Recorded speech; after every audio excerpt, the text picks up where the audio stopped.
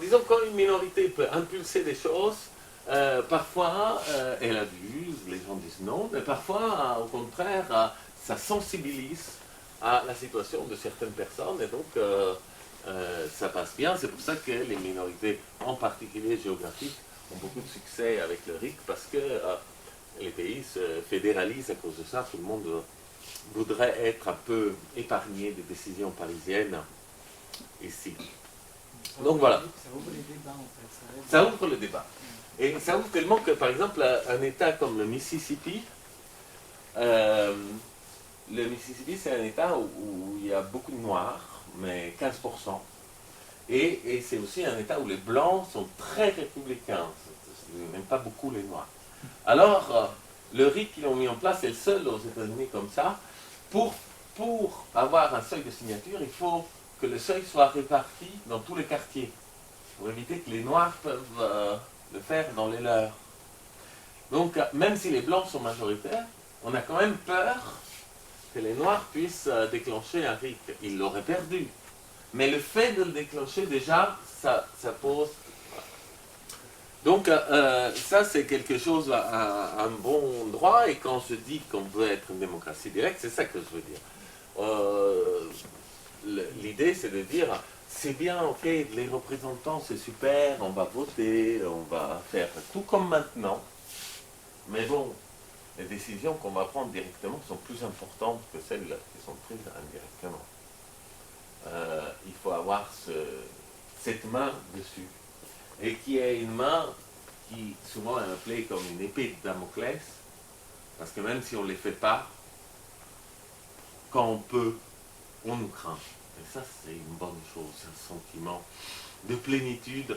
On remarque par exemple les études avec les enquêtes que là où il y a le RIC, les citoyens sont plus heureux. C'est stupide, hein? Mais pourtant c'est ça. Parce qu'ils ont cette capacité de dire... Hein? Parce qu'ils savent qu'ils ont un pouvoir. Voilà. Ils savent qu'ils maîtrisent un peu ce qui est autour d'eux. Ils peuvent... Ils ont un certain pouvoir de décision. Ouais. C'est ça.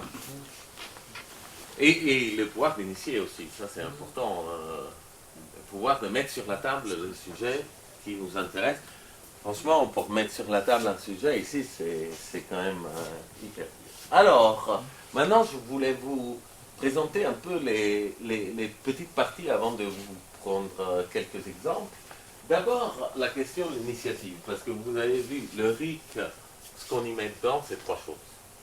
L'initiative citoyenne, le droit de proposer d'une minorité, le référendum, le droit de décider d'une majorité, et l'aspect constitutionnel. Ce qui est très important, puisque une constitution, chez nous, c'est un ensemble de règles qui régissent la division du pouvoir. Mais une constitution, quand on a le RIC, c'est plus ça. Constitution, c'est toutes les lois qui sont décidées directement par nous. Ça veut dire que si on veut se protéger d'un truc, peu importe, même si ce n'est pas la division des pouvoirs, on le met dans la Constitution, on est protégé. Donc, par exemple, si on veut qu'on interdise, comme ils l'ont fait en Suisse, de couper les cornes des vaches, c'était un truc constitutionnel, hein. Il va finir dans la Constitution. Pour ça, les constitutions sont un peu plus longues quand il y a un RIC. La Constitution uruguayenne, californienne, suisse, pas beaucoup, hein, mais je veux dire, il y a 89 articles dans la nôtre, il y en a 230 dans la leur. C'est un peu plus long, parce qu'il y a des choses qui n'ont rien à voir avec le Parlement, les droits individuels, mais qui sont l'interdiction des parachutes dorés, l'interdiction des minarets, des trucs comme ça qui sont dans la Constitution. Pourquoi dans la Constitution? Pour éviter que ce soit changé autrement que par nous, puisqu'on l'a décidé nous-mêmes. Voilà, donc ici c'est l'initiative. On est en France. Qui a l'initiative des lois en France? Les parlementaires et le gouvernement. 1000 personnes environ, quand on les compte tous. Un parlementaire représente 82 000 électeurs. 82 000 en réalité, puisqu'on ne vote plus, mais si on votait tous 82 000. Et donc,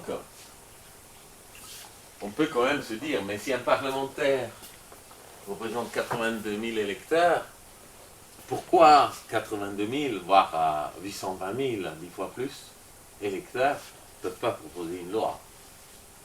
Après tout, si c'est possible, on peut nous dire c'est impossible, mais ça on sait que c'est pas impossible puisque ça existe. Ça existe, oui. Donc faudrait pouvoir le faire.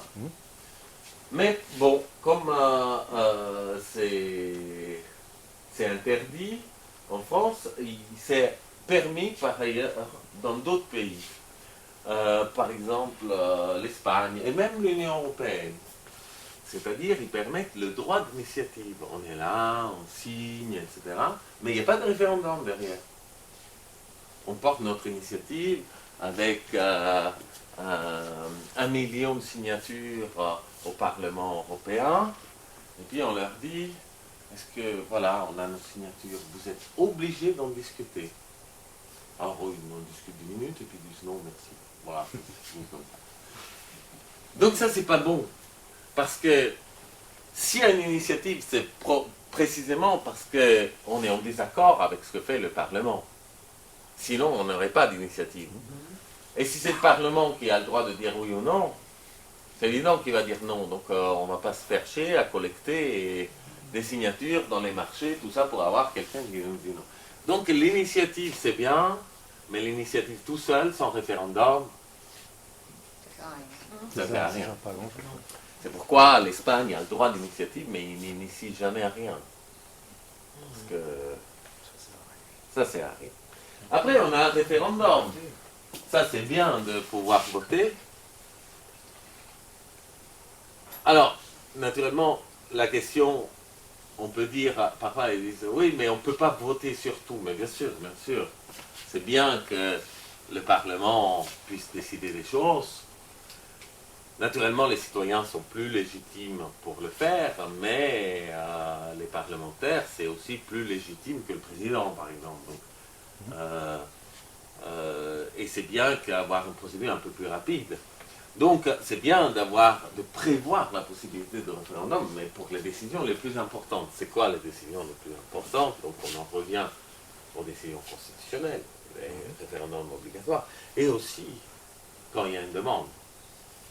C'est nous qu'on décide quels sont les plus importants. N'est-ce pas?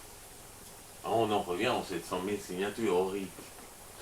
Ce qui est important, c'est que le référendum, là c'est pareil. Le référendum, on a vu, l'initiative sans référendum, c'est nul, mais le référendum sans initiative, c'est nul aussi, parce que nous, chez nous, on a le référendum, mais c'est le président qui décide quand il va le faire et sur quelle question. Oui. Alors, Quand on dit non, il comprend. Et voilà. et quand il dit non, il passe par le Parlement. Voilà. Et donc, ça c'est pas bon, parce qu'en plus, les questions qui sont posées, c'est pas génial. Là, je pense qu'on va avoir un désaccord avec certains, mais le Brexit, par exemple, c'était une typique question de gens qui n'ont pas le RIC. C'est le gouvernement qui l'a posé. Moi, ce que je voudrais, c'est pouvoir voter sur quoi je sors et sur quoi je reste. N'est-ce pas? Ah, il y a des choses pas mal, ça me va, et des choses que j'aime pas. Donc, je voudrais voter un traité par traité, voire article par article. Je peux voter pour un gros truc qui me dit tu rentres ou tu sors, et puis après, c'est le gouvernement qui négocie, sans moi, les conditions, n'est-ce pas? Oui, mais l'Europe n'aurait jamais accepté qu'ils sortent sur un truc et qu'ils restent sur autre chose. Ça dépend. Ah, sauf que, comme je disais tout à l'heure, on a le Danemark et l'Irlande Oui, qui ont plein d'opt-out, et la Suisse aussi, parce que la Suisse officiellement est hors de l'Europe, mais elle est dans Schengen. Ouais.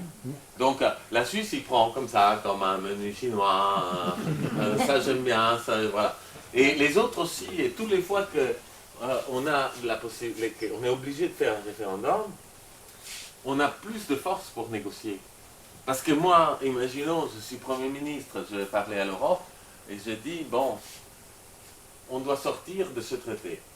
Mais c'est pas ma faute. Moi, je voulais rester. Mais c'est mes citoyens qui ne veulent pas. Et la loi me dit que je ne peux pas contourner ça. Donc qu'est-ce qu'on fait? Et là, la négociation commence. Alors que si je dis, c'est moi qui veux sortir, bah, l'Europe va taper dur pour m'empêcher de le faire, n'est-ce pas?